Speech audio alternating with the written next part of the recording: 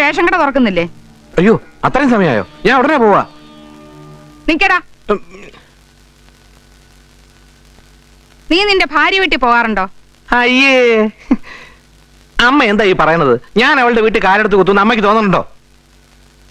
അവള് പ്രസവിച്ചതാണെങ്കിൽ രണ്ടും പെണ്ണ്. അതും പോരാഞ്ഞ് അമ്മയെ ധിക്കരിച്ച് അവൾ ഇവിടുന്ന് ഇറങ്ങി പോവുകയും ചെയ്തു.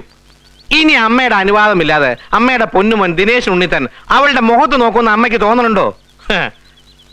അവൾ ഇവിടുന്ന് പോയിട്ടിപ്പോ 6 മാസം കഴിഞ്ഞില്ലേ? അതെ. അവളിപ്പോ 3 മാസം ഗർഭിണിയാ.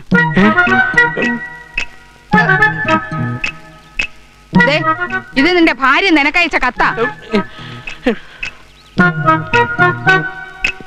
നീ എഴുതിയ കത്തിന്റെ മറുപടി ഇതെന്ന് എഴുതിയിട്ടുണ്ടല്ലോ. ഞാൻ കത്തയച്ചു എന്നുള്ളത് നേരെ.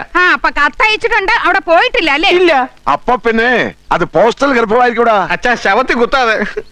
നീ അവിടെ പോയി എന്നുള്ളത് നേരാണെങ്കിൽ ഈ നിമിഷം ഇവിടെ നിന്ന് ഇറങ്ങണം. പോയി അവിടെ കൂടെ ജീവിച്ചോ. അതല്ല, നീ അവിടെ പോയിട്ടില്ലെങ്കിൽ കുടുംബത്തിന് മാനക്കേട് വരുന്നതിന് മുമ്പ് അവളുമായിട്ടുള്ള ബന്ധം ഉപേക്ഷിക്കണം. അമ്മേ, അച്ഛാ, അയ്യോ.